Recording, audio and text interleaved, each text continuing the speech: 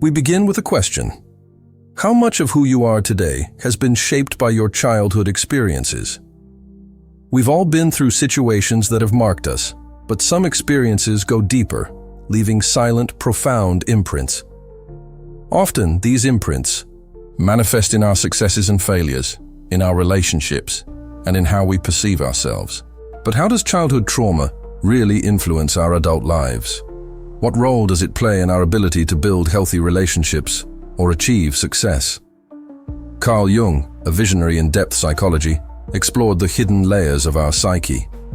For Jung, everything we experience, especially in childhood, is stored in the unconscious, a part of our mind that we don't always see but that influences every decision, emotion, and interaction. Childhood trauma is like a shadow, hiding in that unconscious, waiting for the moment to surface. When we talk about trauma, we're not just referring to major events like abuse or devastating losses. Sometimes, seemingly small things can have a profound impact. A lack of recognition from a parent, hurtful words from a teacher, or the absence of love or support at critical moments. These invisible wounds can manifest later in life in ways we don't always understand. They can create repetitive behavior patterns, self-sabotage, fear of success, or difficulty trusting others. This is where the concept of the shadow in Jungian psychology comes in. The shadow represents those parts of ourselves that we prefer not to see, those aspects we repress because they are painful or difficult to accept. When childhood trauma becomes part of our shadow, we repress it, hide it, but it continues to exert its influence from the depths. And the more we ignore this shadow, the more power it gains over us. One of Jung's great contributions was recognizing that to heal, we must confront this shadow. Only by facing what we have repressed can we truly free ourselves from its influence.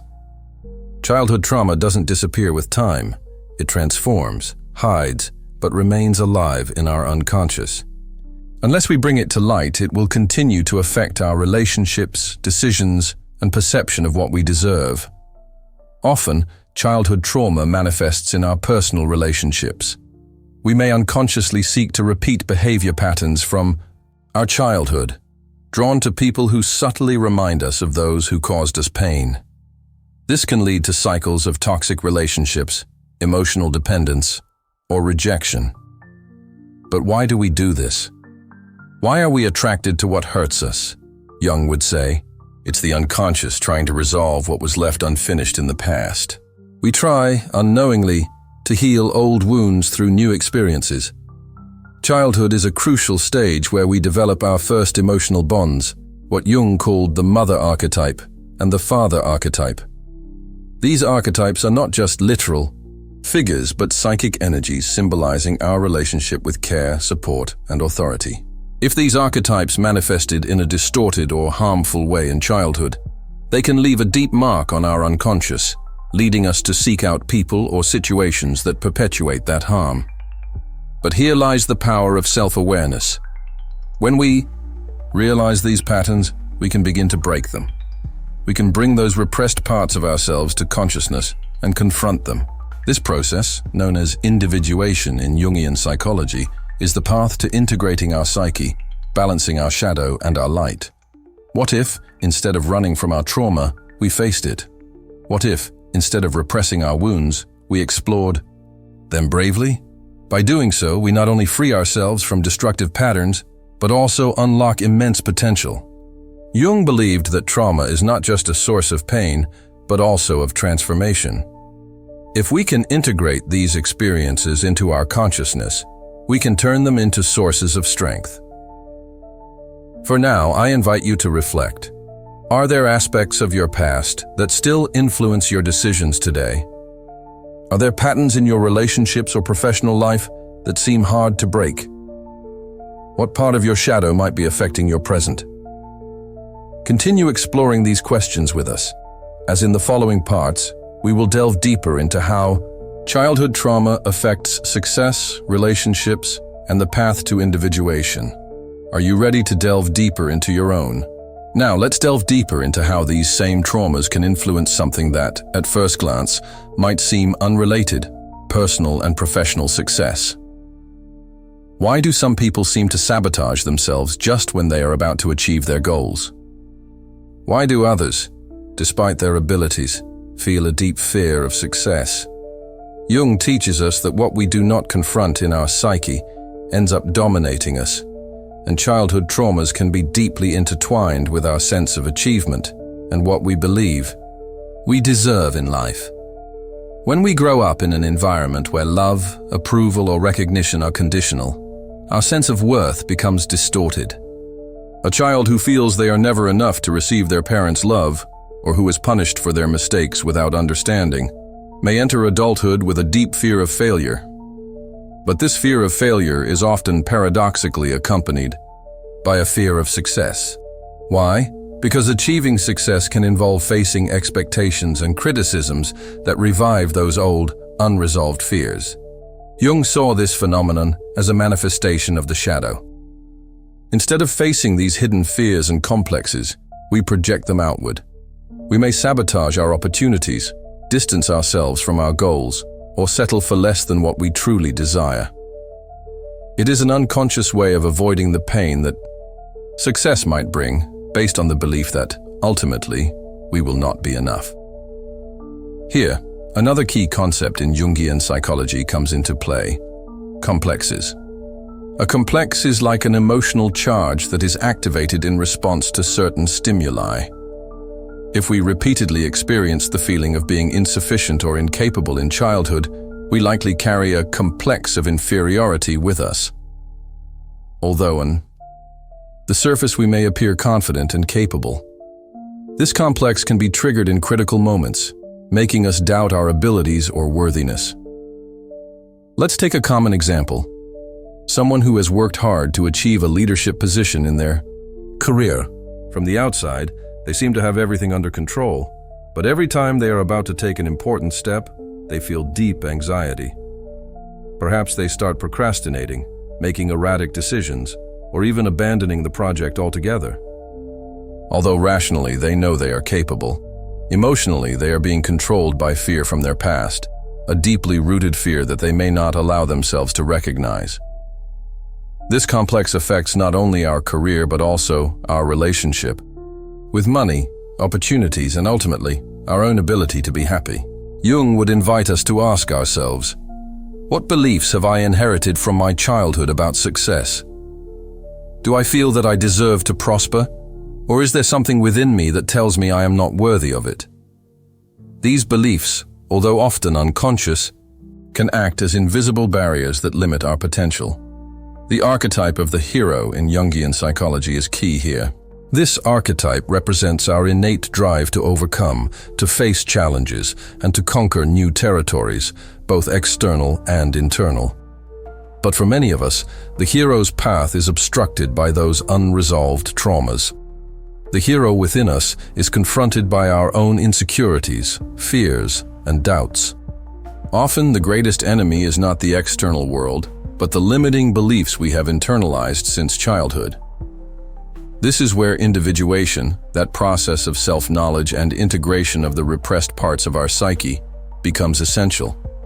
Jung believed that only by integrating our shadow, by recognizing those fears and complexes, can we truly liberate our potential.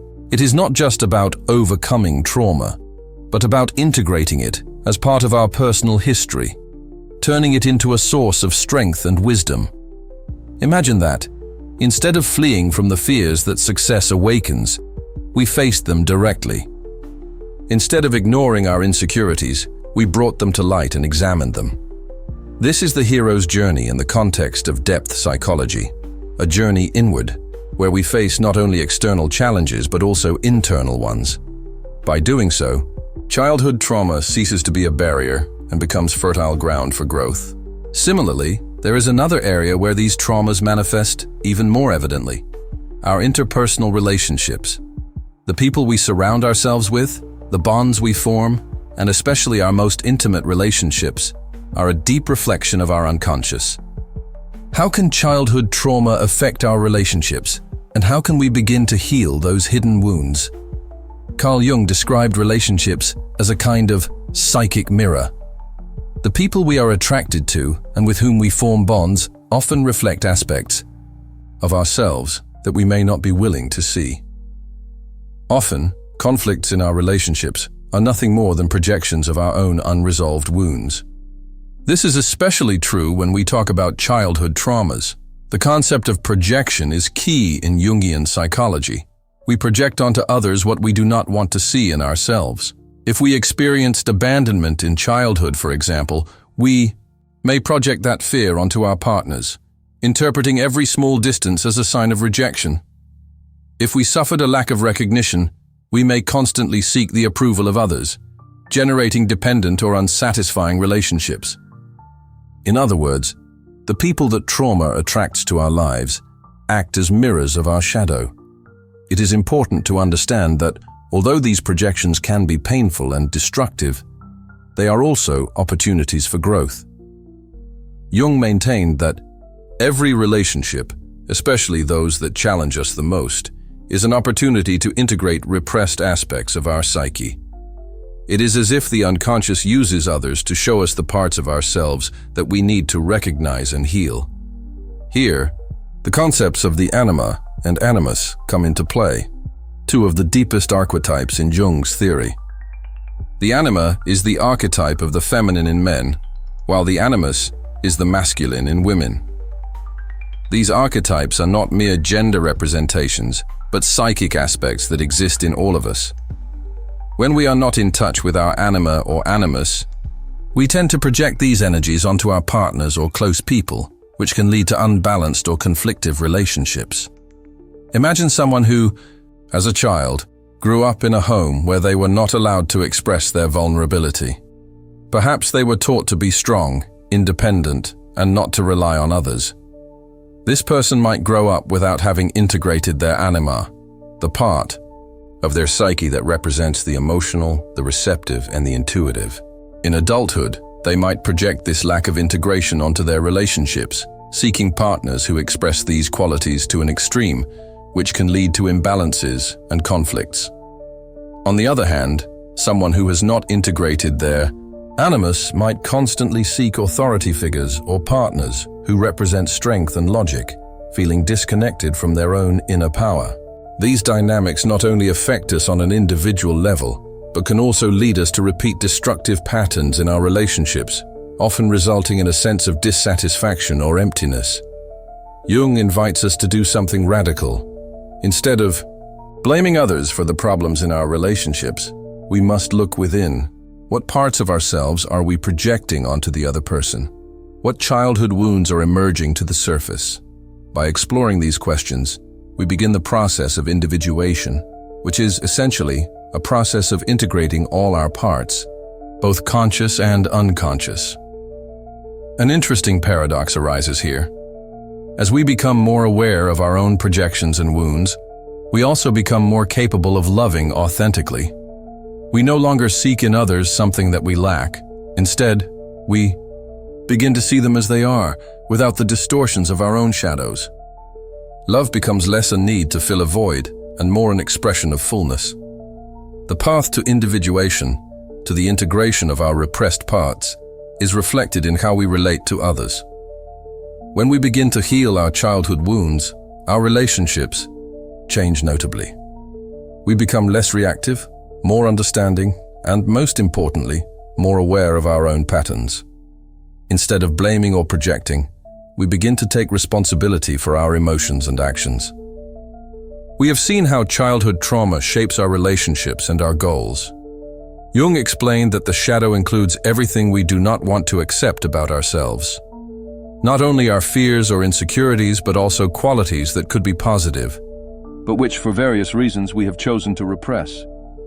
For example, if we learned in childhood that showing our emotions was a sign of weakness, we might have repressed our vulnerability, burying it in our shadow. In doing so, that part of us continues to exist, but out of sight, influencing our decisions and how we relate to others. Childhood trauma creates a particularly strong shadow. As we grow, we learn to suppress those parts of ourselves that were rejected, criticized, or ignored. If a child, for example, grew up in an environment where they were discouraged from dreaming or being creative, they might repress those inclinations, considering them useless or unimportant. However, that repressed creativity does not disappear but becomes a hidden part of their shadow, waiting to be integrated later in adult life. One of the greatest challenges posed by the shadow is that, being unconscious, it is difficult to see. However, there are signs that can reveal it. Jung spoke of the mechanism of projection, in which we project the repressed aspects of our shadow onto other people. This means that what we cannot accept in ourselves, we often see in others, generating rejection or discomfort. For example, if someone has repressed their own insecurity, they may feel extremely bothered by the insecurity of others. Childhood trauma significantly influences these projections. The wounds we have not healed emerge in our relationships through repetitive conflicts, attraction to people who reflect our shadows, or intense emotional reactions that seem disproportionate to the situation. By recognizing these projections, we can begin to glimpse our shadow and take control of how it affects our lives. The process of integrating the shadow is one of the essential steps on the path to individuation, which is the ultimate goal of psychological growth according to Jung. Individuation is the process by which we become complete beings, recognizing and accepting both our conscious and unconscious parts. Instead of fighting against our shadow, individuation invites us to integrate it, recognizing that it is an essential part of who we are. But how can we begin this process of integration? The first step is self-observation. Paying attention to our emotional reactions, to the aspects of others that irritate or frustrate us, can be a clue to what we have repressed.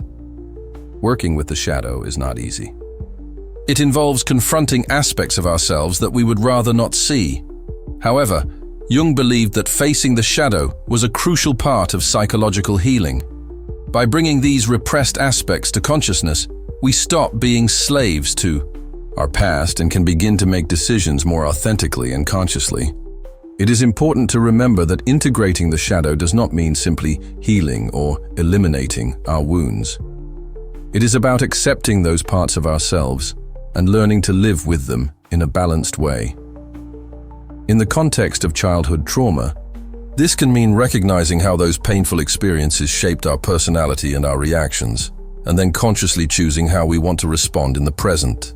A fundamental tool in this process is self-compassion. Often, when we begin to explore our shadow, we encounter aspects of ourselves that we do not like, which can generate feelings of shame or guilt. However, Jung invites us to be compassionate with ourselves. The key is to accept ourselves as we are, with all our complexities and contradictions.